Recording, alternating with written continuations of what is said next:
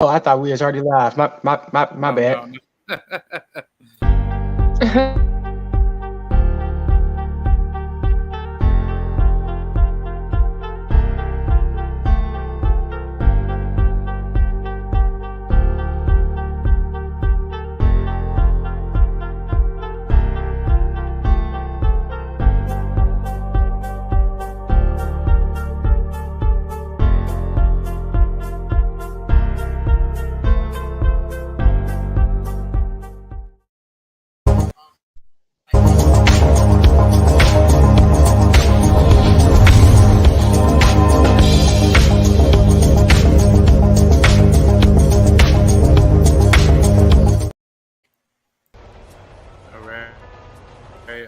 All right. What is up, YouTube Boxing family? It's K out here. I'm back out with another good live for you guys today. I'm here with my good old brother, Combat Tool Bag. How are you? What's cracking with y'all? It's your boy Prince the Hustle Guy, aka Wise the Warlock, aka Michelangelo the Madman, and we reaching in that combat tool bag one more again. It is a cool black affair, yes sir. And I'm here with my boy K Rod one more again. What's cracking with you, cuz? Oh, what's new?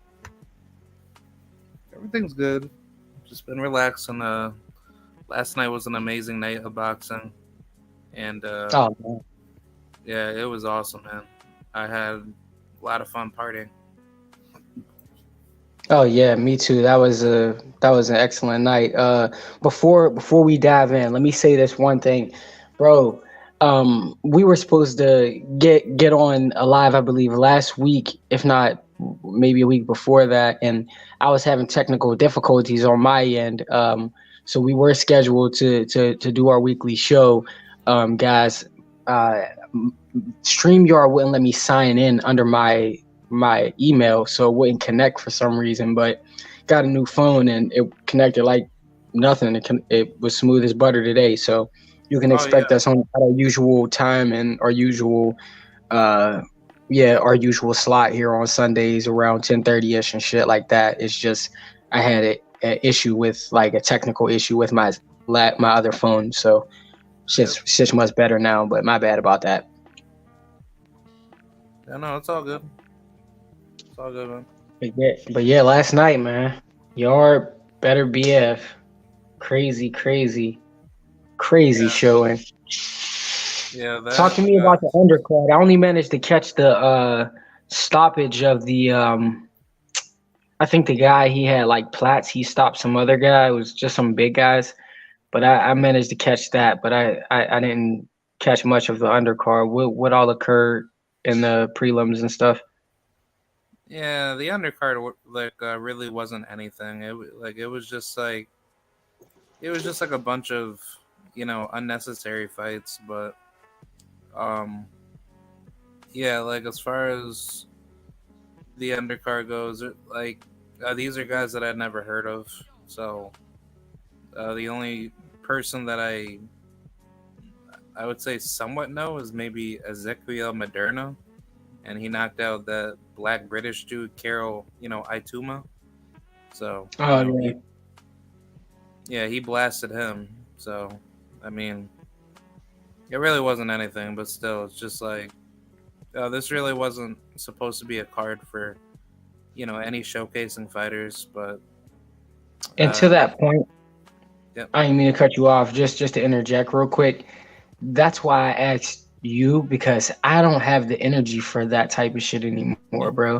Like if it's not the actual card that I'm tuning in for, like, and I was gonna set up my show, so I called the prelims and shit, but I lucked up with the tank card with it being so stacked and even the undercard being stacked before the main card.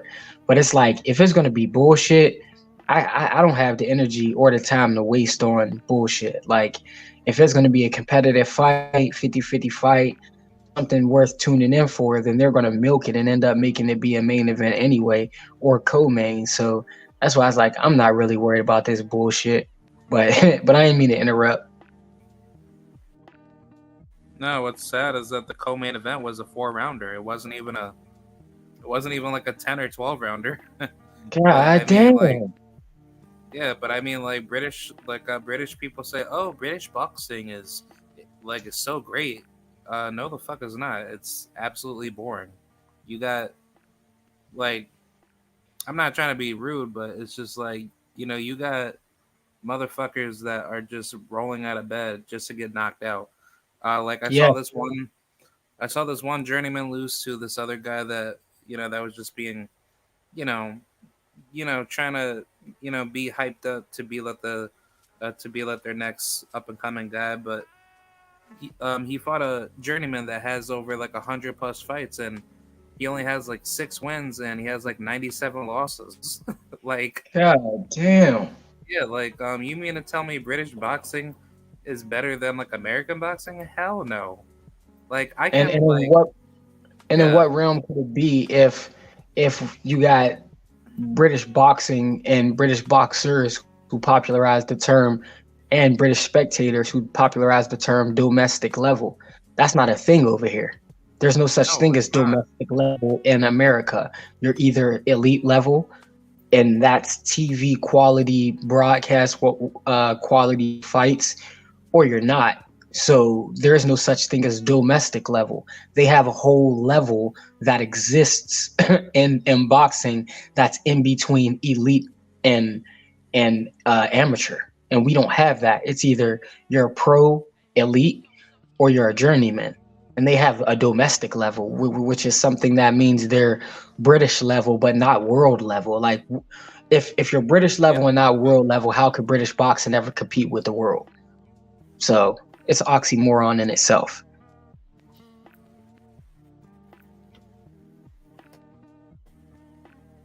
yeah. I was going to say, like, look at sports worldwide. Like, there is no other sport other than soccer that would ever compete to any American level sport, because the vast amount of international competition is heavily competed domestically here in America more than any other country combined, on a global level. So, when it comes to boxing, people try to make this weird connotation to say, the British people, they made the sport and they created it, when it's not true. Like, they did not create the sport of boxing. They innovated the sport of boxing. But the thing is that your competition did not breed the greats. Like, boxing really started here in America, as far as, you know, industrializing it to make the competition known. And then leading up to now, that's what makes up the sport, the sport, because of America, not because of the UK. And the UK, Right. like, they don't focus on boxing. Like, they've never focused on boxing, not at all. Not even in bare knuckle, not even in any form of combat sport. Like, their main sport that they focus on is soccer. And even for soccer, And like rugby. they're yeah, and rugby too. But it's just like, when you measure it to a global scale, America is the leading country in sports. But as far as talent and competition pool, America holds that record all time. No other country can even come close to that. But Talent and box people, office and a total result. Because if you look at what our fights gross versus what their fights gross, it's not even comparable. Because all of the international stars at their highest level fight in America, and in the United States, with our algorithm for selling or gaining ROI, for entertainment or sports entertainment, is just different.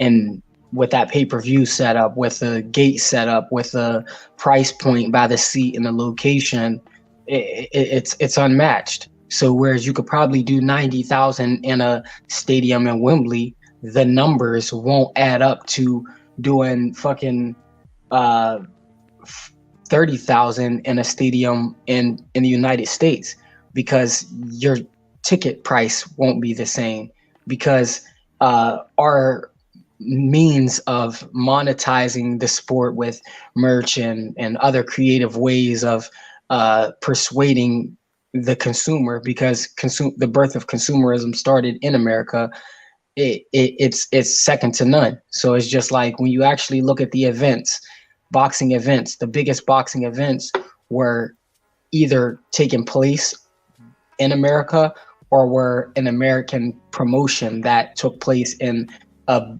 place like Africa or a foreign country, but not because of the actual country, but because of the American promotion and where they thought it would get its biggest ROI. And it's not based on it being a competitive market like the UK is UK fans or UK boxing versus American boxing. Whereas if they did a major fight for Pacquiao in the Philippines, it has nothing to do with the Philippines versus America. It's just it's more lucrative for Pacquiao in the Philippines, if you get what I'm saying there. So it's a long-winded way of saying that the numbers prove that their biggest fight in the UK doesn't match up to a average mega fight in the United States.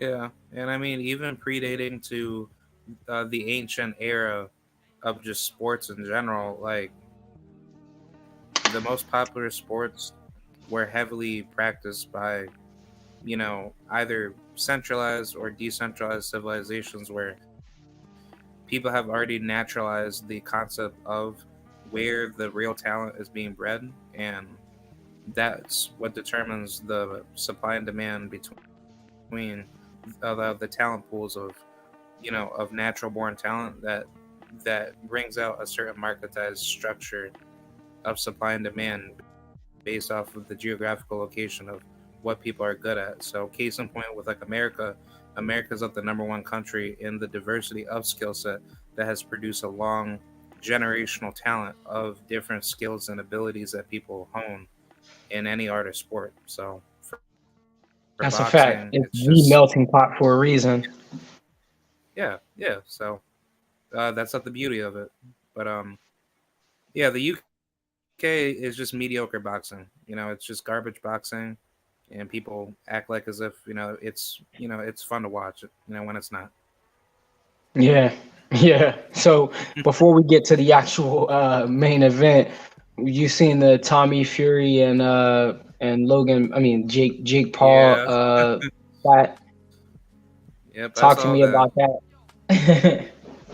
Number one, fuck Tommy Fury. I don't like you. Like I fucking hate you. Like if you want to fight about it, I will seriously crush you, and I will have Tay Jones and Deontay Walters camp back at me.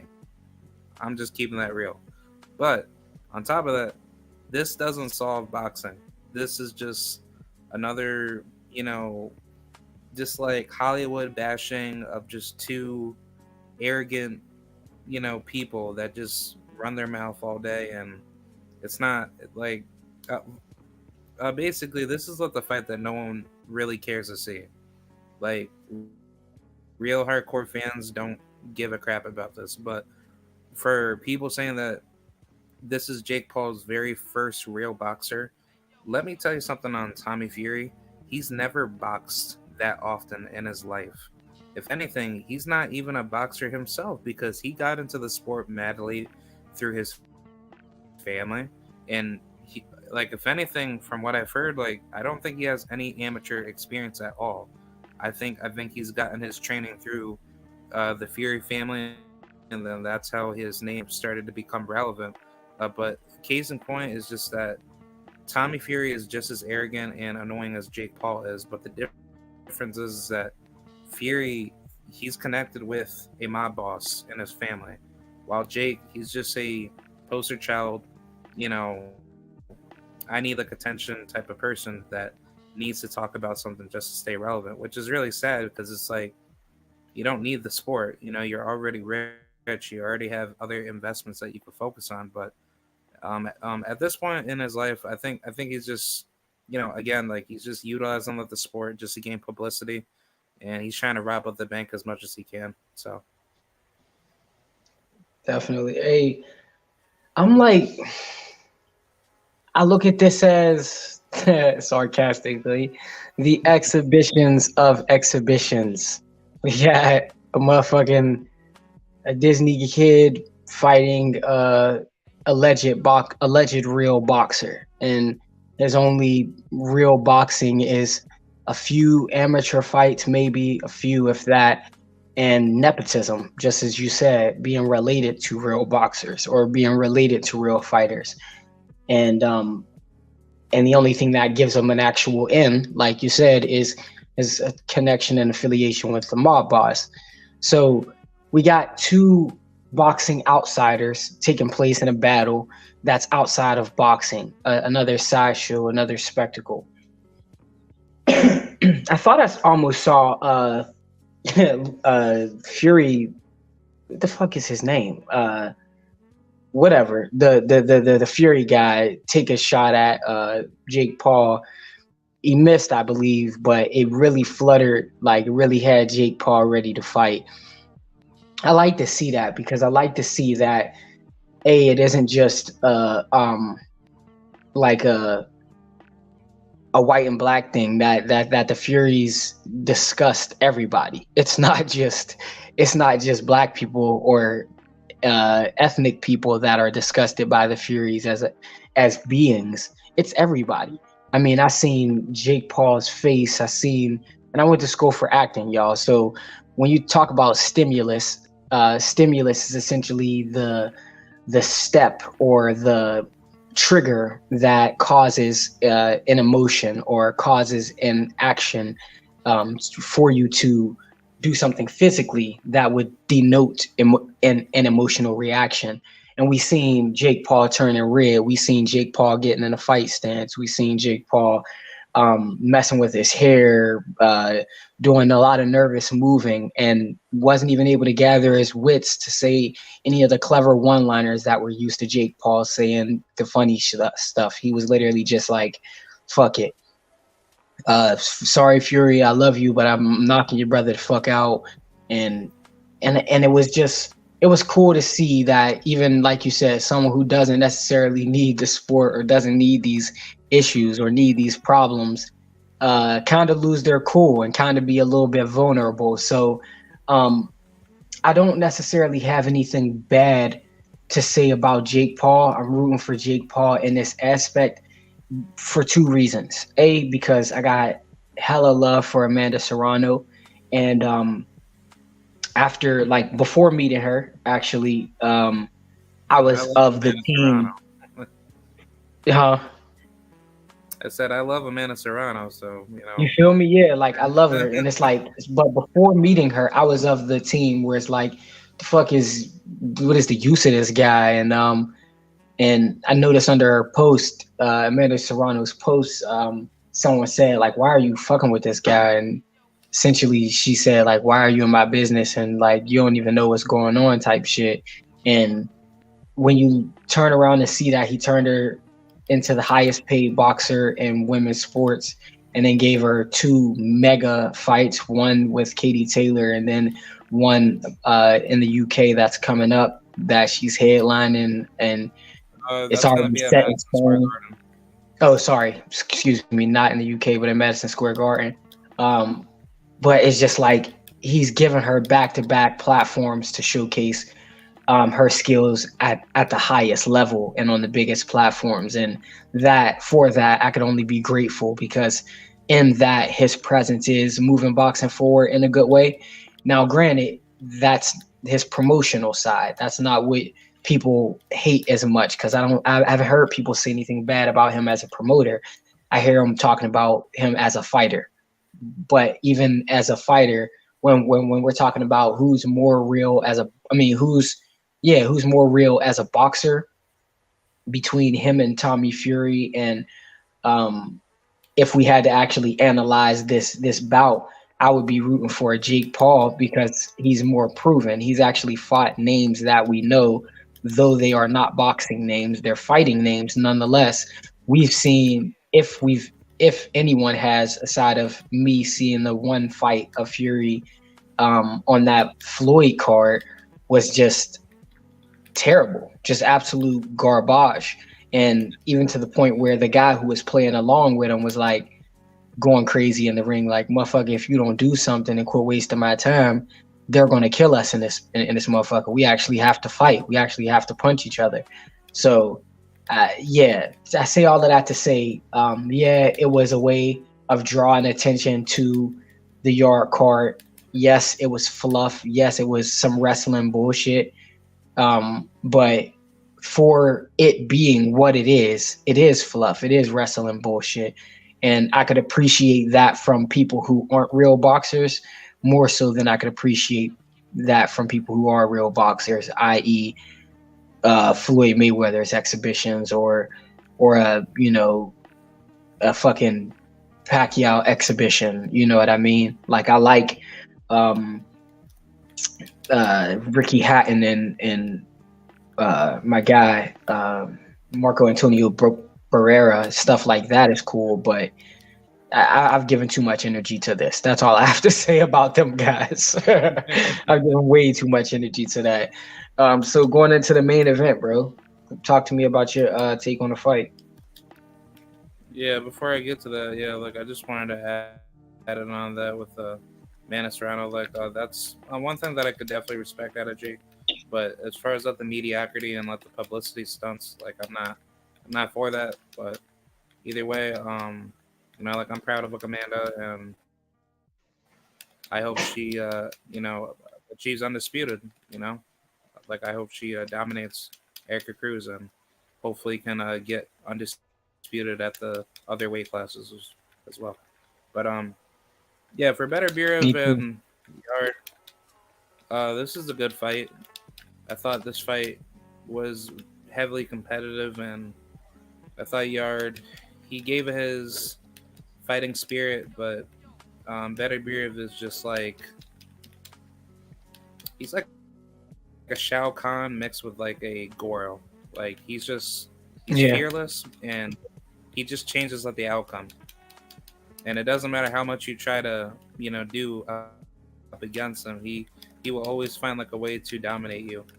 And that's the greatest thing about Better Beer because he's so fluid. And I mean, people try to act like he doesn't get any credibility, but I think honestly he just doesn't really care because it's just like his credibility is like it's already being respected, and it's like at this point, like if he does beat Bivol or if Bivol beats him, he's still going into the Hall of Fame, like either way. So it's not like Better Beer if he made he's not doing anything wrong with his career. He's doing everything properly by fighting like all the toughest names, and I think Anthony Yard is definitely on that list of being a tough resume building opponent.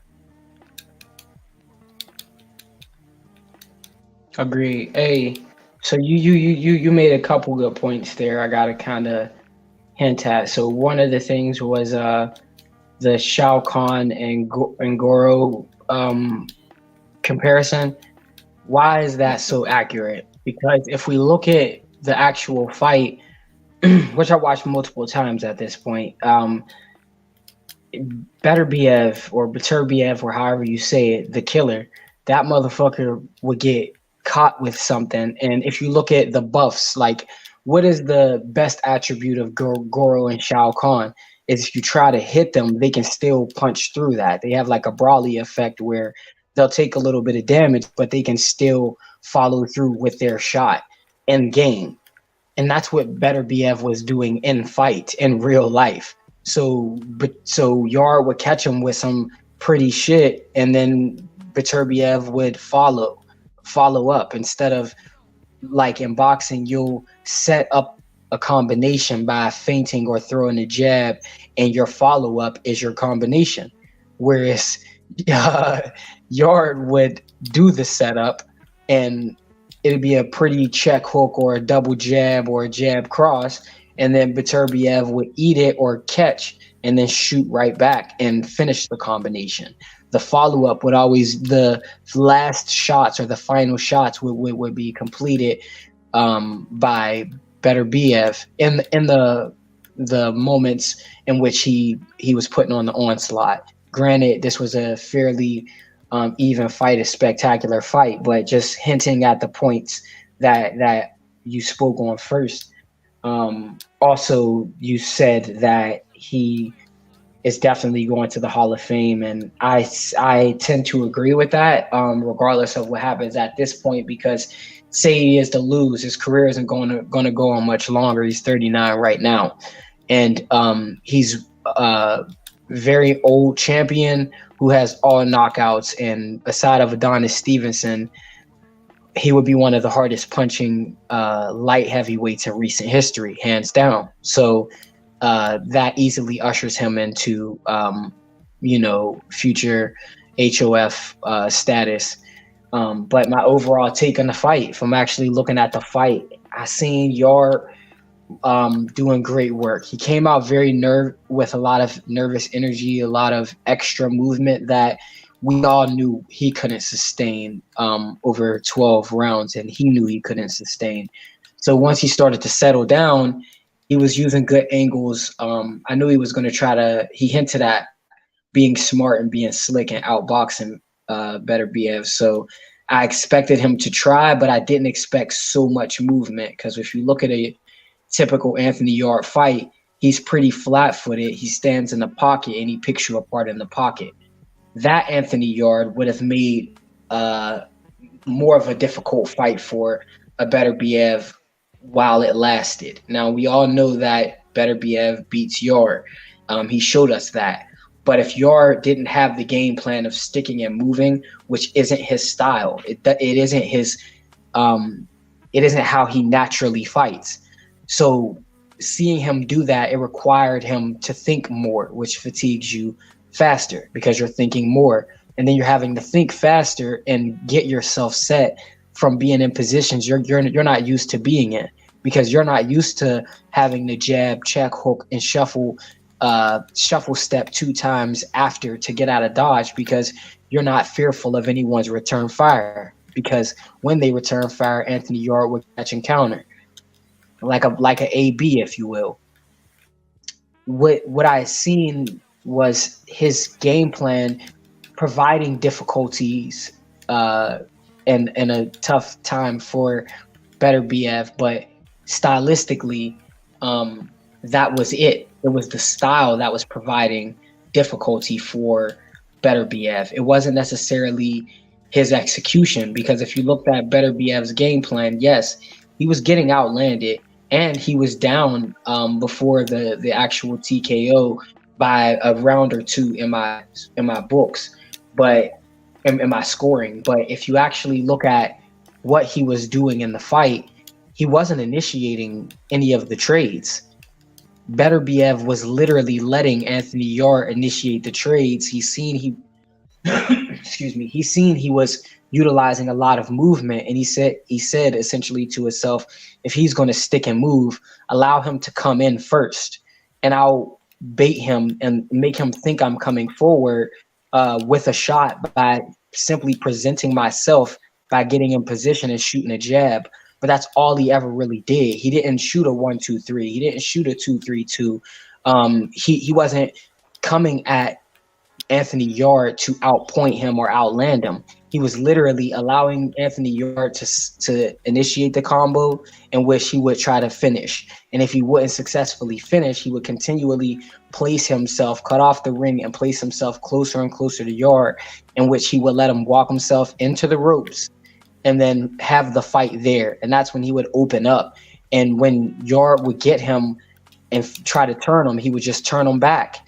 And that's when he would cut him off from the ropes and get him into the corner and just blitz him. So it was a multi-layered fight. It was a great approach. I wouldn't say a great approach. It was a great effort from Yarde and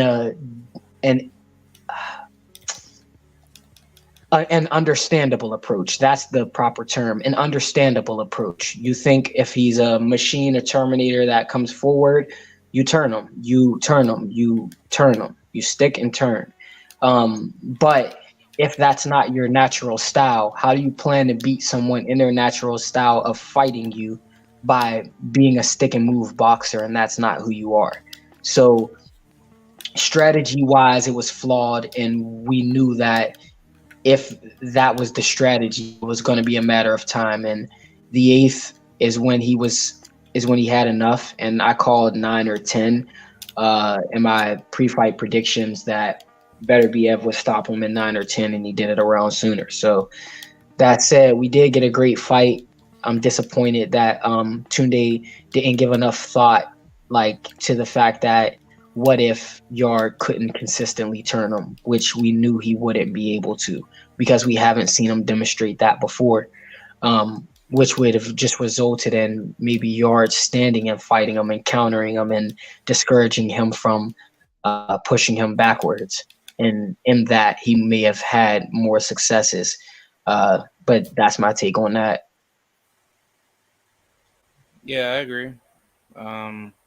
Think Yard, he really just didn't have the right strategy, and I just think his trainer, really didn't, bring him to that level of thinking. And I think honestly, like if Yard had more experience and he was just as skilled as like let's just say like the IQ of Errol Spence, I think he would have stopped Beterbiev because Beterbiev, he was getting hurt with just like those like straight rights all night. And I think Yard, he wasn't realizing that until he was actually landing effective shots. And then if he just worked to let the body and he wasn't trying to like dog walk him, like that lured into the traps that Beterbiev was waiting for him to do because he's so good at playing mind games with you. I think he definitely would have stopped Beterbiev because Beterbiev, he was getting hurt easily, with that straight right. But, in my mind, I think if I was in that position, I would have just broken to the body because Beterbiev, he was so weary of like not wanting to get hit with like a body shot. And, whenever Yard was hitting him, with a body shot, Beterbiev looked so vulnerable. And it just made me think like, imagine if that, like, that was like an Anthony Yard that had like an Errol Spence type of style, or at least like a Sean Porter style. Like, Yard, he's not a bad fighter. He's a really, really good fighter, but it's just like, some of those fighters that have like limited experience in boxing that don't know their true potential, they really do end up becoming sleeper picks in fights like this because, you never know what potential that they bring to the table. And I think for Anthony Yard, he's one of those characters where if you could have him with like a better team that was way more educated in the game, I think we would have seen a much more different fight. And I think honestly, Beterbiev probably, could have lost, badly to Anthony Yard if Anthony Yard had more knowledge and experience with what he did last night. Agreed 1,000%. I think like when you look at Anthony Yard, he is a very good athlete, a very strong athlete, a very explosive athlete. I just think, just like you said, a lot of the blame falls on Tunde because if you look at the fact that we know that if we know that Yard couldn't sustain turning Beterbiev for 12 rounds, then Tunde knew that. So that shouldn't have been the game plan. And it was an error in strategy. You know what I mean? And I learned that in my last fight. Like when I was sticking and moving and shit, like I'm like, yeah, it's cool. And even if it is working, it's like, can I sustain that? That's not my style. That's not how I identify. I'm not a slick black boxer. That's not me. You know what I'm saying? So like when you try to make Anthony Yard, who is typically a stationary fighter, who catches and counters out of the shorter roll, like an Adrian Broner, where Adrian Broner can get mobile, but for the most part, Adrian Broner will stand in front of you and be in the pocket. That's typically how Anthony Yard fights. I think the strategy should have been based around the fact that we want to be in front of Beterbiev, and we can be in front of Beterbiev because that's how you fight everyone else. But we need to solve being in front of Beterbiev because Beterbiev is a puncher. We don't need to make you a slick feet first fighter if you're not a slick feet first fighter naturally. You know what I mean? So I think they should have been, like you said, digging to the body, maybe having the high guard up from the start and being prepared to catch and shoot because you know he's going to come forward. So that takes half of the work of finding him away. If you can bust his position by outworking him in that position, then you'll have to force him to to reimagine his geographical game plan. He's not going to want to just come forward anymore. The Terminator is going to start moving laterally and moving sideways, which we've seen at times. But the issue is you fatigued yourself from the waist down. So when you hurt him from the waist up in the times that count, you didn't have it from the waist down to get to him to explode and finish. So it was a mismatch of strategy. You can't be it's not that you can't be a power puncher on skates, but if that's not who you are, you can't just become Deontay Wilder all of a sudden overnight. You know what I mean? He can be slick and move on his feet and then sit down and pop you. You know, Anthony Yarde can sit down and pop you, but if he's going to be slick and move on his feet, it didn't show he could sit down and actually shut your shit down. So I think moving around took a lot away from his legs and took a lot away from the pop that he had to finish Beterbiev. And then it came down to a dog fight where it was borderline rock'em sock'em robots. It's a battle of attrition. I'm hitting you, you hitting me. Who can take more? Whose health goes down faster? You know what I mean? So yeah, I mean we got a dog fight for while they were on their feet. And that's where I'm gonna leave my criticism is while they were on their feet, not when he looked back or not when Tunde jumped up or any of the aftermath after that. I just think he gave a good showing of himself, a good effort. There are no moral victories in boxing, but he doesn't lose anything in this loss. If anything, he gained more respect from what he did to the destroyer, if you will. But yeah, it was definitely a great night of boxing, man. Yeah. And I think Beterbiev, if he really gets his credibility now, because he really put on a great hard-fought performance, and I think this makes up the fight with Bivol a lot more telling, because people try to say Beterbiev is gonna beat Bivol, but I don't see it. I think Bivol's style is all wrong for Beterbiev, but I think the way he gets hit a lot, it's like I don't see how that translates with a Bivol that knows how to break you down with a jab, and once he sees the opportunity to hurt you, then he's just gonna break you down methodically. And Beterbiev, he's just not known to box. He's known to brawl, and I think with any classical boxer puncher versus I would say semi-boxer pure brawler, it's just clear as day. Like, if you keep getting hit without the same punch, repeatedly, then if you can't get past that, then you're not going to win. So I think Undisputed will be a lot more interesting, and I hope Bivol wins. But this is going to be a very interesting matchup if that happens next. I agree there too. I'm not sure about the winner or even who I want to win yet. But it definitely will be an epic matchup, and it's a matchup that we need, because it seems like the demand for Undisputed just flies under the radar whenever it's not pertaining to black fighters. It's like when it's pertaining to black fighters, you guys should have been Undisputed, or you guys should have unified. What are you doing? You guys are scared and blah blah blah. But when you got Fury and Usyk, we're sitting and waiting on Undisputed, there's no backlash. When you got Beterbiev and Bivol, there's no backlash. And we got both scenarios coming on almost a year, if not plus, so it's just strange occurrence whenever it applies to the non-ethnic people. But in that fight, I do see Bivol having a lot of success with the boxing. I just think Beterbiev, he's proven to me enough so that he makes all of his fights and the fighters he fight come down to the fight. Come down to who can take more. You know what I mean? It comes down to who got the bigger heart or who got the bigger balls. And if you not more of a man than Beterbiev, you're gonna fall, But and that's what his record shows, at least, But in the ring, if we look at stylistically, I do see, yeah, Bivol giving him some trouble, and I do see Better BF making it a painful experience that I kind of see it more so leaning on what Better BF can take from Bivol.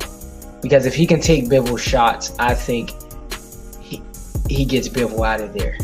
If he can't take Bivol shots, because Bivol is a big guy, and Bivol shots bother him, and visibly enough so that Bivol can capitalize on that, then it'll be a long night for Better BF. But I just don't think his boxing IQ is that high. I think Bivol beating Canelo got people thinking that Bivol is a lot better than he is. But in that same breath, people can say Better BF beating Joe Smith Jr. and Vodstick and Yard and Marcus Brown have people thinking he's a lot better than he is. So, you know, I want to see that fight happen is a for sure, but it's up in the air. I have no clue on who will win in that aspect. But and I didn't get a chance to see the Rocha fight. I wasn't even really interested, but you could let me know about that if it was good, or what your thoughts were on that. Yeah,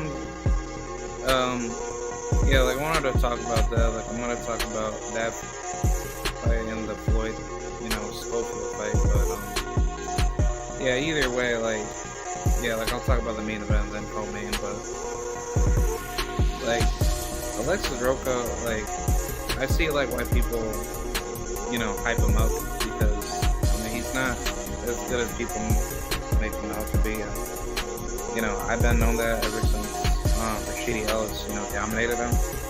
But I just don't understand like why he has all this pride in thinking that, that he's going to take over the welterweight division when you never went over to the competition to get the fights that you should be getting in the welterweight division. And I think the sad thing about it is that for you to get embarrassed, if not just beat up, masterfully by Rashidi Ellis, to put you in a position where you were never that good at all, and he made you look like an amateur in the ring, then I can easily see how Jaron Ennis can easily wipe you out, and all the other killers in the welterweight division that are breeding right now, because it's a deadly gauntlet right now. Like the welterweight division, for anybody that doesn't want to believe me, it's a very deadly division right now. The reason why we're not seeing all the big fights in the welterweight division is because nobody wants to put themselves in that position to get battle tested to the ring of fire in the welterweight division. So I think in Rocha's case, for him to get pieced up by some 38-year-old African dude that I've never heard of, like, that just doesn't make me believe in your skill set. Because, for him to say like, oh, I got that Mexican style, Viva Mexico, blah, blah, blah. Like, no, you don't, dude. Because you clearly fight like a mentally retarded, like, dude that has like no IQ in the game. Honestly, like, I don't know who the fuck is telling you that you're good, but if you are fighting like that against a guy like Errol Spence, Sean Porter, your Dennis Ugas, any of those guys that we could think of in their primes, you get absolutely destroyed. And I think he knows that, because it's just like, the reason why you went over to Golden Boy is the same reason why Virgil Ortiz did the same thing with how he was being moved, his whole career. You guys are just one and love the same fighter. But I think either way, it just shows that, if you don't sharpen your blade with, the more stronger blades, then, that's why certain warriors kill other warriors faster. And I think in this case with Rocha, he is not, the warrior that people say that he is. And I think eventually, like, I'm hoping if the cards don't play correctly, you know, he doesn't get mandated to fight Terrence Crawford because I think, you know, that's really what he's going to be sacrificed for, just to fight Crawford, and then Crawford can use that as like a means to keep ducking, you know, the welterweight division, including Spence, and it just needs to stop, man. Like, you know, just get these guys out of here, and just like honestly, this is why like I want sanctioned bodies and corrupt actors in boxing gone, because of mediocre crap like this. Like, you got people that hold up the sport and they think that they're good, but they're not certifying themselves by beating certified fighters. And the more you continue doing that, the worse it's going to get for your career, because you're going to get clipped, like, you know, sooner than later. But case in point with the other fight with Floyd Schofield and Alberto Mercado, yeah, good fight, but I damn near like fell asleep watching that fight. Like, I was thinking Floyd was gonna stop this guy, Matt, like in, I'd probably say at least in 2 rounds or 3. But you mean to tell me that this is like your next what? Like, people were comparing him to Aaron Pryor and all these, you know, great up and coming fighters, and I'm just like, or all the great legendary fighters. But it's like, this is exactly what I'm talking about. You guys are certifying fighters that are not good to be the next big thing when they haven't put in the work to be considered good. And the more you keep doing that, you're gonna get somebody killed, like, hands down. But for Floyd's case, I don't think he's good. Like, I think he's really thinking that he can really make it big in the sport, but I don't think it's going to be there. I think Floyd understands that his position in the sport is very it's very limited, and on top of that, he does not have good ring IQ yet. I think he's still learning how to master his ability, but for him to have Ronnie Shields in his corner, that is good. But I think the issue is that his father is giving him the wrong information. And like, I mean, it's good to be confident in boxing, to think that you're going to beat everybody, but it's not good to think that you're being certified by beating weaker competition, because I think that's like the bigger issue that I'm having. And I say until then, you know, that's where I'll start believing in Floyd, because his goal is to become a 3 or 4 division undisputed world champion. And I mean, that's a very difficult goal to do. But if you're going to do that, you should not be going 10 rounds with a washed up fighter that has not been in the ring for 3 years. You should have knocked him out. You should have sent him home, and that should have been done in at least 1 round or 2. At least 2 rounds, not 10 rounds. Like I understand people want to say, yeah, he went up the distance, you got to give him credit. That's fine if you did that against a good fighter in the lightweight division that is considered to be one of the hottest divisions in boxing. But for you to do that with an old, washed-up veteran that has not fought in 3 years, that just tells me that you're not ready to beat the best. But then again, if you think that I'm wrong, you should have then fought Frank Martin or somebody at least certified in the division. Because don't tell me that Golden Boy can't make these big fights with you. No. They can give you the Edwin De Los Santos fight. They can give you all these big names that you keep yapping about to say, oh, well, this guy is ducking me, that guy. Like, dude, I talk to people every single day in boxing, but guess what? If you want smoke, I can easily do a better job for what Golden Boy is giving you with opponents. If I was controlling boxing and I was able to match up fighters with heavy loaded opposition, I would make sure every undefeated fighter gets clipped. Like, every undefeated fighter fights tough opposition, but it's developmental, and you work your way up like everyone else. But in a perfect world, without sanctioned bodies in boxing and all the corrupt actors, you would have to fight the best opposition to keep your name alive. That's how it should be.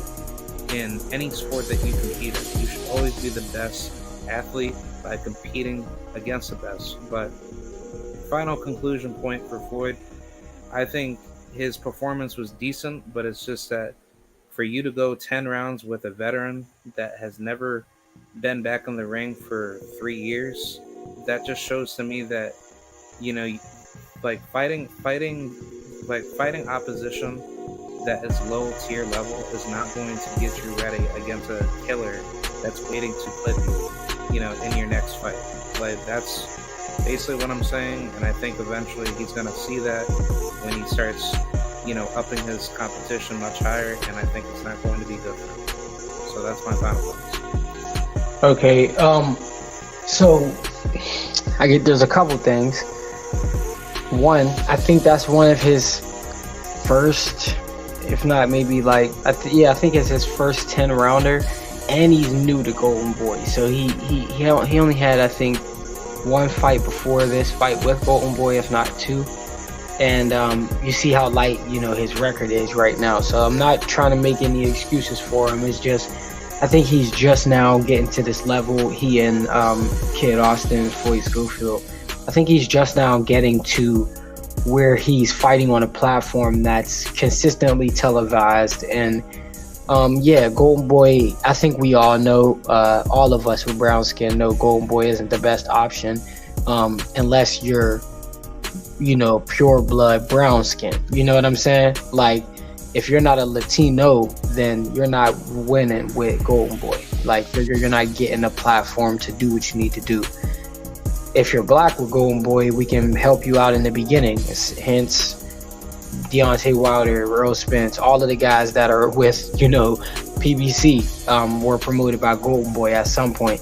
So Golden Boy, though Kid Austin is young and late to the table, maybe his dad seen something in Oscar in that. But just getting started, I do give him some benefit of the doubt, seeing as he was the one who was putting pressure on all of the guys, mentioning all of their names.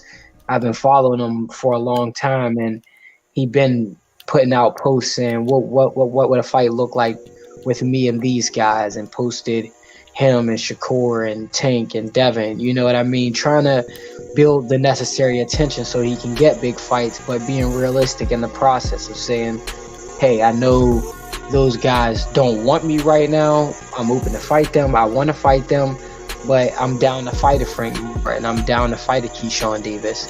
And it isn't even until now that the pressure got to Keyshawn to where he broke and started essentially saying he'll fight Kid Austin. So basically saying all of that, and also the final point before I conclude and wrap it all up is, when you said how the sport should be, I agree 1,000%. The best should be fighting the best. It should be one centralized body, if there is a sanctioning body, and it needs to be pure with no payola. I agree 1,000%. But we can say it's almost a fact at this point that boxing is a business posing as a sport, or an industry posing as a sport, because everything has business involved in it. But this is a specific industry that's posing as a sport, in an industry in battle at that. But I say all of that to say that I'd give him some slack, seeing as he's still a prospect, barely a prospect because he has so few fights, and he's getting started, you know what I mean? And for a first 10 rounder, and for him to fight his first veteran at that, that would be like saying, hey, Earl Spence, hypothetically, if he is fighting Keith Thurman, what if he wins and doesn't stop Keith Thurman? That fits under the same analogy you just said of essentially a veteran who's been out of the ring for multiple years, and hasn't looked good in any of his outings. You know what I mean? So it could be, it's an analogy. I mean, it's something I wouldn't want to say so soon about a fighter, unless you're going to keep that same energy for everyone, and if EJ didn't knock out Keith Thurman, we can't say EJ's a bum, or he's trash, or he's not ready, or he's not going to be a multi-division champion because of the quality of the veteran he's fighting. Now, Mercado, he is a veteran. He does have a lot of experience, and yeah, the kid is learning on the job. I think he does have a high IQ. I think he is in the ilk of Boots in the sense that he can switch and fight in so many different ways and has so many tools. He can box, he can bang, so much so that you need a master trainer like a Derek Bozienis or a Ronnie Shields to reel in some of that athleticism, reel in some of the options, and have you only do A, B, and C, because A, B, and C is enough to win. You know what I mean? So that said, that's my take on or my rebuttal to your summation is I just give him some slack and give him a chance to grow, seeing as A, he just signed the contract, B, he did win in fighting his step-up fight, and if it was a shutout, that's the same energy that we have for Boots. Boots pitches a shutout, and everyone's saying he's trash.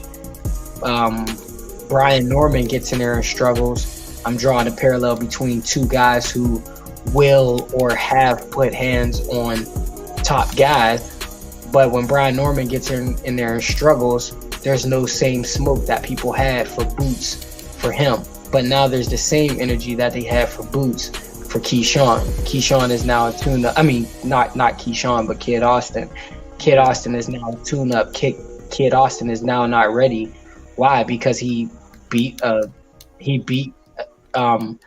experienced veteran. Why? Because he didn't knock somebody out. And those are the same things that could be said for Boots in his fight. So it's not anything to take away from, because again, we love K-Rod because K-Rod keep it a buck and he calls it how he see it. But I just say in the kid's sake, pun intended, in the kid's case, give him a little bit of slack. He's still a kid. But that said, man, much love. I think this was a great show. I got to cut out soon. I don't know if you're going to stay on and keep cooking, but it was good to chop it up with you again, guys. My bad for the technical difficulties last week or the week prior. You could definitely expect us here Sundays around 10:30ish. You can expect me on my channel live on Saturdays, but check for a special live Tuesday. But Saturdays is Boxing Weekly, the boxing breakdown. It's typically either a pre-fight show or a post-fight show, and we'll recap the fight that happened that day, and also the fights throughout the week or boxing news throughout the week. But that said, much love, K-Rod. On my end, we successfully reached in our combat tool bag one more again, and definitely shout out to the mighty LDBC, TWT, the whole Trilitary, my OGs, the family. K-Rod, you got any last words for me before I jump off, or any last words for the people if you're not going to keep cooking? Oh yeah, like I'm still gonna keep cooking for a little bit. Okay, cool. Yeah, I'd like to thank you for coming through, and I'll see you next week for Amanda Serrano. Yes, sir. Yes, sir. Let's do it. And thank you again for having me on. And my apologies about the technical difficulties, bro. Jam. See you soon. Yep, got it. Thank you. Yeah. All right, y'all. Yeah, so. Yeah, like I just wanted to kind of touch base a little bit on the whole Floyd Schofield situation. Like, it's not just the fact that Floyd Schofield went 10 rounds with a guy that is a crafty veteran, but the thing is that when you call yourself at the best and you think that you're going to be dominating everybody, that's fine. But the thing is that if you're gonna say anything about your skill set, you should back it up. That's really what it should be. Because some people may think that's not how it should be, but no, it's actually true. Like, you should back up what you say to the public. But the problem is that if you're not backing it up and you're still calling yourself, that guy in your division for boxing, per se, and that's what causes, the massive, confusion in the sport, where people aren't believing in your skill set, and therefore there's way better competition out there that can easily clip you. So it's not just Floyd, it's not just Floyd having like a low tier performance. It's just like the fact that when you think about what you see out of that fighter's mindset, of him saying that, oh yeah, I'm just going to run through everybody and I'm just going to beat them up and defeat them. Yeah, it's good and all, but if you're not committing to good performances, then that's how people will end up seeing you differently. So, I mean, either way, with this performance, it's not just like the fact that, it was like, one of those performances where he had like a bad night. It's simply due to the fact that if you're going to call yourself up the, next best thing in boxing, then you should be performing, like you are going to be the next best thing. Like, even when Errol Spence Jr., when he had a off night in boxing, he still performed at a high level where people still respected it, but it wasn't his best outing. But still, he did a very good job. So, I mean, it's all about just keeping yourself in the loop to be consistent with what you do as an athlete for boxing per se. But as far as what I see with Floyd, I don't think him achieving undisputed in 3 or 4 different weight classes is going to be possible. I think Floyd, he's heavily vulnerable at 135, and I think that's going to be like the toughest division for him to even try to even be beating anybody, and I don't think he's really going to have any opportunity to even win a belt easily, because once Devin Haney leaves, you still have Gervonta Davis, and you got some killers. You got Edwin De Los Santos, you got Frank Martin, you got Ernesto Tito Mercado that's on the rise. You have Isaac Pitbull Cruz, you got William Zepeda, you have Rayo Valenzuela, Keyshawn Davis. I can keep on naming a lot more names. Like, you got Raymond Murataya. You have so much opposition that is slowly creeping in the division. And I mean, like, as much as I don't believe in him now, but you got Emiliano Vargas. Like, he can easily upset Floyd, and I think that's going to be a really good mega fight one day. But I mean, yeah, that's that's going to be one of the bigged challenges for Floyd. And I think if anything, he's going to go through a lot of trials and tribulations in his career, and I think eventually we're going to have to see what he's really like about. So either way, decent performance, but I think he could have operated like a lot better with how he presented his performance. But yeah, it's going to be interesting. So hopefully Floyd, he can continue to get better, and he can perform a lot better at the world title level, because he is currently ranked number 10 in the WBA, and I mean, it's good that he's putting himself in a good position to be successful. But where he's at in the WBA, it's going to be a really tough task to fulfill. And I think where he's at right now, it's going to be a very hard road to try to get a title, because the thing about it is that where you need to be in the WBA, you have to really, go through a massive gauntlet of opponents. And here's the WBA lightweight ranking.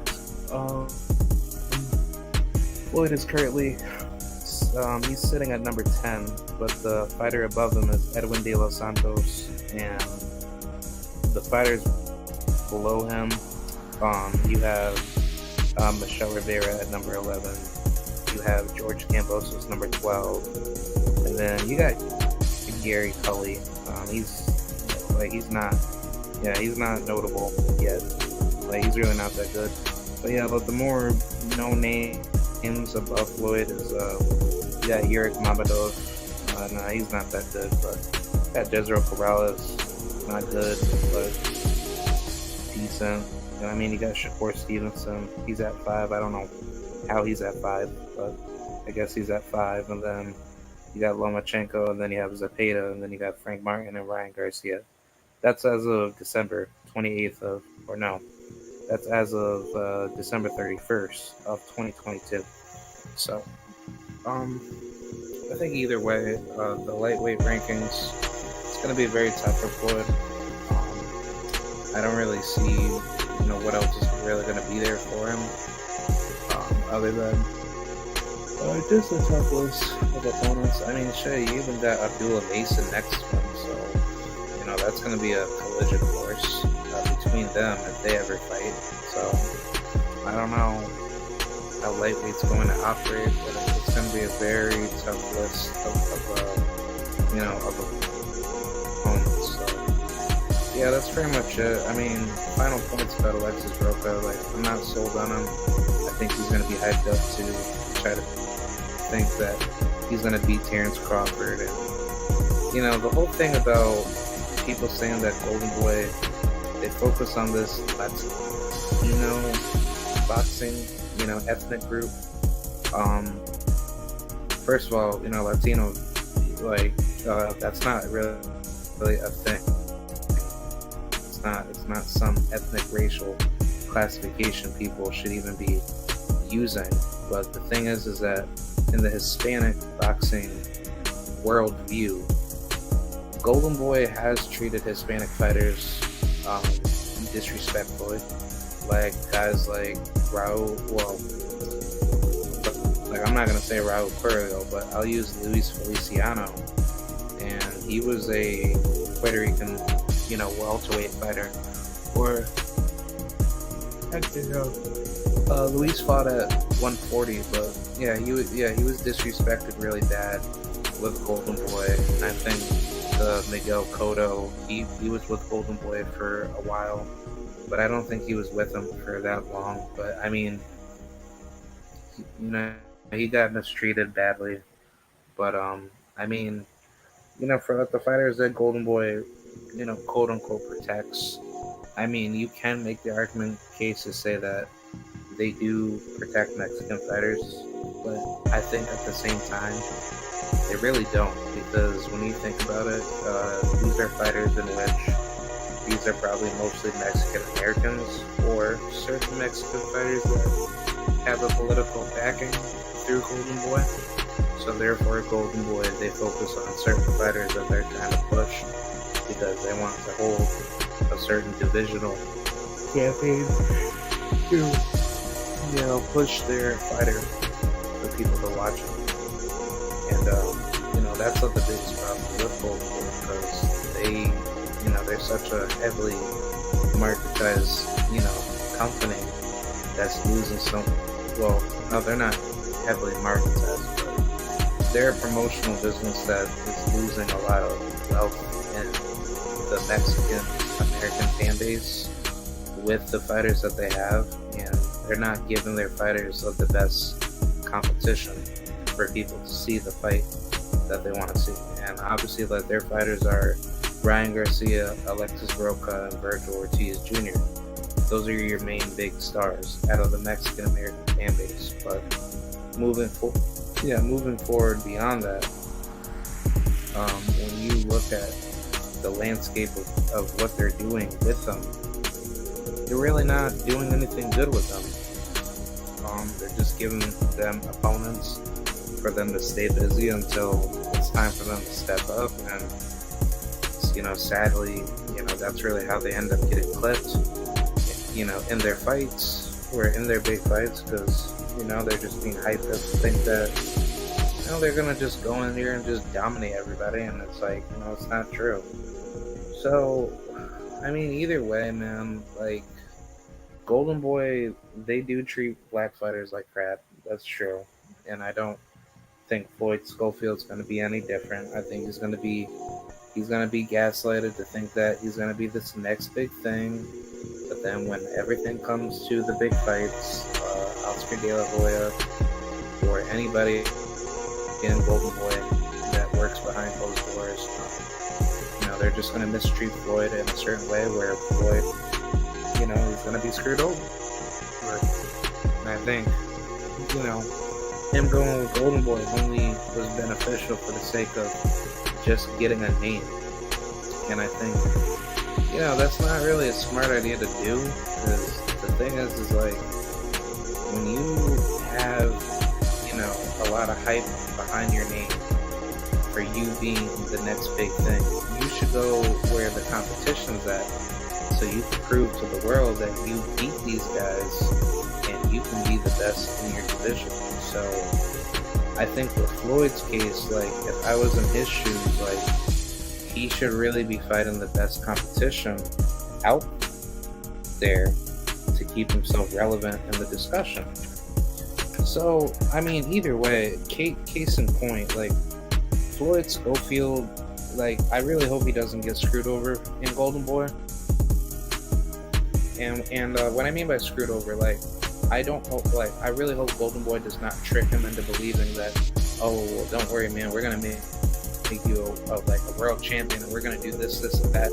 Like, I really hope he doesn't like he doesn't feed into the political mind games that Oscar De La Hoya or anybody in Golden Boy plays with, and thinks that Golden Boy is going to give him what he wants, and then it's like, when it doesn't come, then he's going to have to play that slave contract of him putting, his best years behind him through Golden Boy, and he's not able to do the things that he says he wants to do. And, I just think, like, for fighters that are gaslighted into believing that using a promotion like Golden Boy is going to mean that you're going to be their next big star and they're going to do everything for you, that's not true. Because Golden Boy, they have had such a long history of great fighters that they had up and coming, like a Mikey Garcia, or at least I think Miguel Cotto was on Golden Boy for a little bit, and then he left. But you had Deontay Wilder, you had Jermell Charlo. Like, you had all this great talent that you could have done something with, but you did not give them the fights that they wanted. So therefore, they naturally said, God damn it, I'm going to leave and screw you. Because why? They're not being paid the way that they should be paid, and then on top of that, they're not being respected as a fighter. So that just shows the leeway of political disrespect that they were receiving. And I mean, people try to say Golden Boy's pro-Mexican or pro-Hispanic, but at the end of the day, they don't seem to treat Hispanics from the third world or even Hispanic Americans any different. It's just that they have a select few of politicized fighters that they hold privy to. So therefore, they do what they need to do to sustain for the sake of protecting their politicized interests. So I think that's really the biggest problem with Golden Boy. They do what they need to do to sustain for the temporary time being. So yeah, that's pretty much it with the Roca. I don't think he's that good, and I mean, if he fights Crawford, then we already know what Terrence Crawford is. He's a duck. He ducked Errol Spence officially, or he's been ducking Spence the whole time. And yeah, that's pretty much it with that.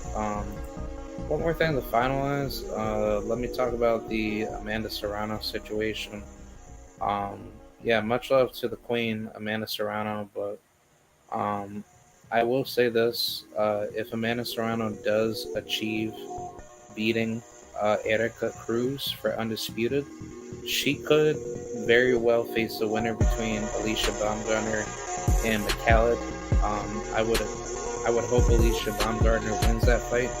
So if that is true, and if that plays out the way we expect it to play out, Amanda Serrano and Alicia Baumgartner could face each other for Undisputed at 130. And if Serrano can be successful in that fight, then she could get Undisputed at 130, and she could possibly get Undisputed at 135 with the Katie Taylor rematch. And if it's possible, try to do it at 140 and 147. I know it's like a lot to ask for, but I think if Amanda Serrano wants to, do a couple more last few fights for her legacy, I think it would be amazing to see Amanda Serrano get undisputed at 126, which I hope she does, and I hope she dominates Erica Cruz. I think she will, because Erica Cruz has been avoiding her, and for me, when you avoid a fighter and you know that this fighter is going to destroy you, but yet you still take the fight with them, you already know what's going to happen. So I think Erica, she knows she's about to be sacrificed, and that's basically how I see it. I think she took this fight because she probably looked at how much money she's getting, and credit to Jake Paul, he's really putting in a lot of money, for the female fighters. So I think if he continues to do that, then I'm definitely going to respect him in a different light. But as far as his mediocrity and his weird ass boxing semantics that he plays with him fighting low tier level fighters, then no, then I'm not gonna respect that. But as far as for women's boxing, that's something that me and him can definitely be on the same side of the fence for. But just men's boxing, no. I think that's already been proven for him to be, a fake. But either way, salute to Jake Paul. Happy enough that he's helping out Amanda Serrano, and I think she's only using the benefit of what he's doing financially for her. So, but I mean, if Amanda Serrano was never to be, disrespected as a champion, in the first place, to be given the money that she does deserve, then I don't think Jake Paul would have been in the picture to help women's boxing. But I mean, he probably still would. But I think if women's boxing was financially marketized way better, just as much as men's, I think females would still have to fight the best. But the thing is that women, if they're willing to put their records on the line for more money and for better opportunity, then they don't care about records. They just care about having fun and fighting. So I mean, it's good. So I think that's the biggest takeaway from it. I think when women's boxing does get to that level where there's already enough money for the sport and females don't have to worry about the wealth, all they have to worry about is just getting the fights that they need for their legacy. I mean, that's just the biggest step that women are trying to work towards. So either way, it's step one to greatness, where greater things happen. But yeah, credit to Jake Paul helping out Amanda Serrano and other fighters in the game. So hope he continues to do that. But yeah, I hope Amanda Serrano does achieve undisputed. She could easily domino affect the whole entire timeline, where she could possibly face Alicia Baumgartner or McCallum winner for 130 undisputed, and then do the same thing with Katie Taylor, clear her out at 135, and then try to do 140 and 147. But that's pretty much it. Also, huge shout out to Joseph Adorno and Elvis Rodriguez. I can't wait for that fight. That's going to be a really good fight. I think that's going to be a really tough fight to call. That's a true 50-50, but unfortunately, I do have Elvis Rodriguez beating him. I think Rodriguez is just too much for Joseph Adorno, and I don't think Adorno is going to be able to handle the size and pressure of Elvis Rodriguez.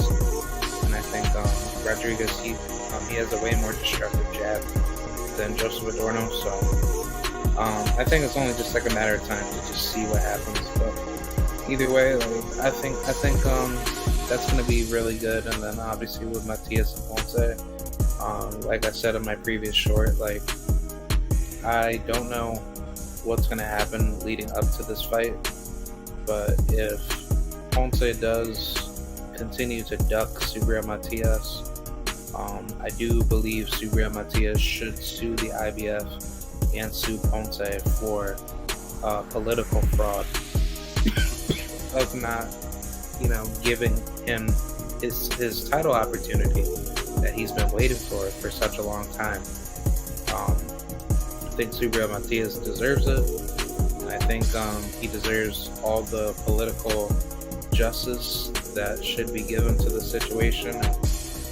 Who knows if he does beat Ponce and Ponce gets cleared, and I think he's gonna body him. Like, I think he's gonna catch a body on him. But I think Ponce, once he gets cleared off brutally, Subriel Matias, he could very well unify for undisputed, try to chase after all the other champions. But yeah, I think Subriel, he's in a very good position, and I'm happy for him, man. I think Puerto Rican boxing is definitely back on track if Subriel Matias gets that victory, and by all means, much respect to him, man. So either way, that's about it. I'm gonna sign off, and can't wait for next week with Amanda Serrano and Erica Cruz. I find it weird that they didn't do any promotion for this fight. I can understand why, because it's probably not that big of a card. But still, Amanda Serrano, she is now a name, so I think, there's a reason why she wasn't really being talked about, because it's like all the other cards were going on. And honestly, this past weekend should have been Jermell Charlo versus Tim Tszyu, and, that's really what it should have been. But yeah, unfortunately, that got pushed back up until, I don't know, that's probably going to happen, early summer or late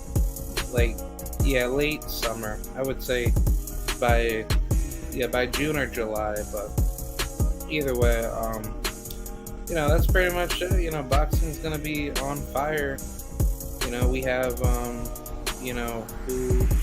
else is fighting? We got Robeisy Ramirez, versus Isaac Dogboe, right? Robeisy Ramirez versus Isaac Dogboe. Oh no, Navarrete. Yeah, Emmanuel Navarrete.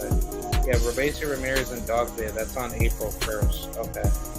So Emmanuel Navarrete. Hold on. Let me look up the information for you guys before we sign off. Navarrete versus Wilson is on February 3rd, so that is next week, heading into this Friday. So yes, Navarrete will be going up against Liam Wilson. I'm definitely looking forward for this matchup, but I'm not sold on Liam Wilson. I've only seen him fight one time, but he's okay. I mean, it's good that he's transferring more of his skill set outside of Australia. He's an Australian guy, but yeah, he's a pretty decent guy. He's been knocked out once in his career by a Filipino dude, Joe Nonag. He got knocked out by him in the 5th round. That was back in 2021 in July, and then he rematched him immediately and fought him, and then he knocked him out too. So, I mean, it's okay. I mean, not hyper sold, but I mean, I think we already know what's gonna happen. He has 12 plus fights. 26 years old. It's not bad. I think if you don't get beat up badly by Navarrete and you lose a wide decision, because the cards are definitely not going to be in your favor unless you really dominate him, and then you make sure that no rounds are being stolen through lack of defensive responsibility, then by all means go for it. And also, this is the vacated title that Shakur Stevenson got stripped, so yeah, it's a perfect opportunity to just get this belt, or try to get it. And yeah, hopefully, Liam Wilson, he can pull off the upset, because I do know that he trains down in Baltimore, or he's gotten training with Coach Boog. That's one of Gervonta Davis's Padman associates, right? So he helps him out with pad work, and he does other forms of training with other fighters. So, um, yeah, Liam, he's definitely meaning business coming into this fight with Navarrete. So I think it's going to be very, very telling to see what's going to happen in this fight with Navarrete. Because if Navarrete, if he comes out guns blazing like he always does, yeah, he could very well take out Liam Wilson pretty easily, and I just don't see Liam Wilson's style really being that different to beat Navarrete. I think the only fighter, well, looking at their resume, that Liam Wilson would be comparable to, I don't know. I wouldn't put any of these fighters out of Navarrete's resume to be anywhere near Liam Wilson, but if anything, he's probably on a similar path with Eduardo Baez. He doesn't punch that hard.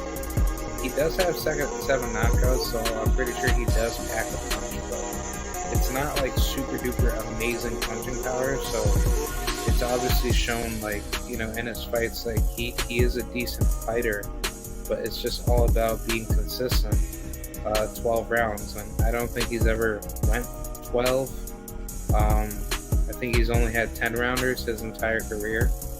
Well, his most recent fights, yeah. Yeah, this is his very first 12 rounder. He's been 10 rounds, 1, 2, 3, 4 times.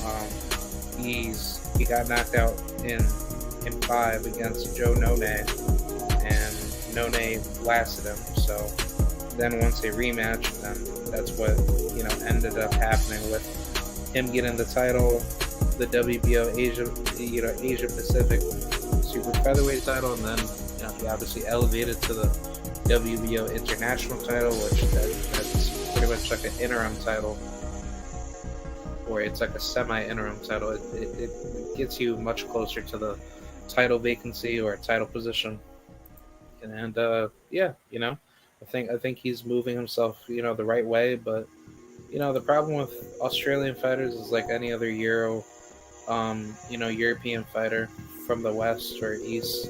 A lot of them are very limited in their opponent selection, and they don't come over to the States to challenge against the tougher opposition, or at least the world level opposition. So that's really where you get most of your experience. And even though he did get training with trainers over here in America, from what I've heard, it's good, but the problem is that you're not putting yourself in position to be good, and that's the problem that I have with Liam Wilson.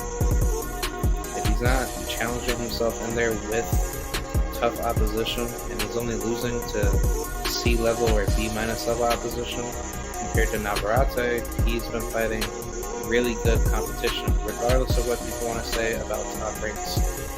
Featherweight to super featherweight stable or super bantamweight to whatever stables that they have. But Navarrete, he has a very good resume.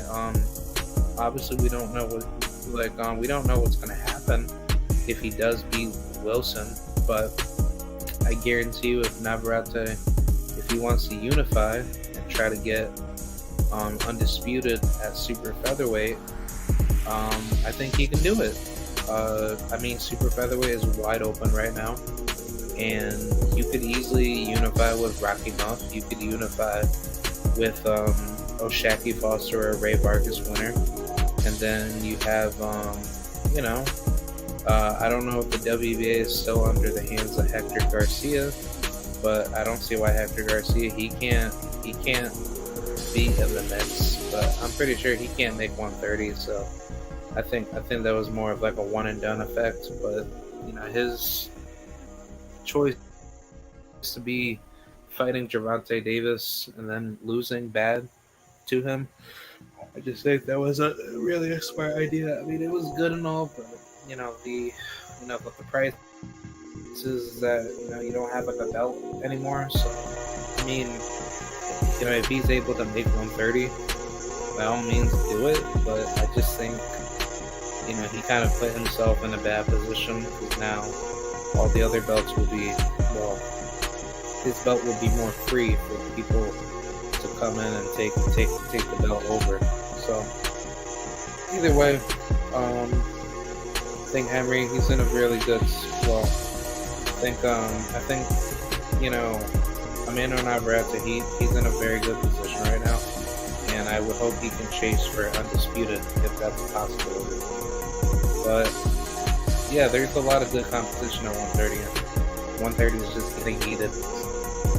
So, yeah, let's finalize with the other card with Robeisy Ramirez, but there was some other good fights on here on the card. You got Lindolfo Delgado against Clarence Booth. That's going to be lit. And obviously we got the homie Luis Melendez and Andres Cortez. I think Melendez is going to, take him down. And then you got Pedraza versus Arno Barbosa. That's going to be a lit fight. And then you got Richard Torres versus James Bryant. I don't know too much about this guy. I think he's more of like your typical like low tier level heavyweight fighter, type of club fighter. And then you got Emiliano Vargas. He's going up against a no name, so yeah, very decent card. Then you got Nico Ali Walsh against Eduardo Ayala. So yeah, either way, pretty good, decent card. And yeah, let me talk about the other card with whatchamacallit, with Robeisy Ramirez. Let's see. Yeah, obviously we got Abraham Nova. He will be fighting up against Henry Moncho LeBron. I thought Henry Moncho was going to fight Xavier Martinez. I would assume come February, because that probably was going to be on the Navarrete card. But I guess he decided to take the fight with Nova, and yeah, it's a very, very good fight. So I don't know how that's going to play out, but it's going to be very interesting to see, where things will go. So either way, I hope Nova wins, but I think Moncho LeBron, that's going to be a very tough fight. So I think Nova definitely put himself in a much better position than other fighters, and I think this is step one to put yourself back up on track. So I think 130 is going to be a really interesting division for him. And, yeah, I hope he achieves his opportunity to become champion. So I hope he can do that. But yeah, that's pretty much it, y'all. I hope you guys enjoyed it. Be sure to like, rate, comment, and subscribe. And yeah, thank you guys for watching. And shout out to the mighty LDBC, TWT, and yeah, shout out to the family. So yeah, here's the outro. I will see you guys later, and until next time, peace out. This is Gary outside.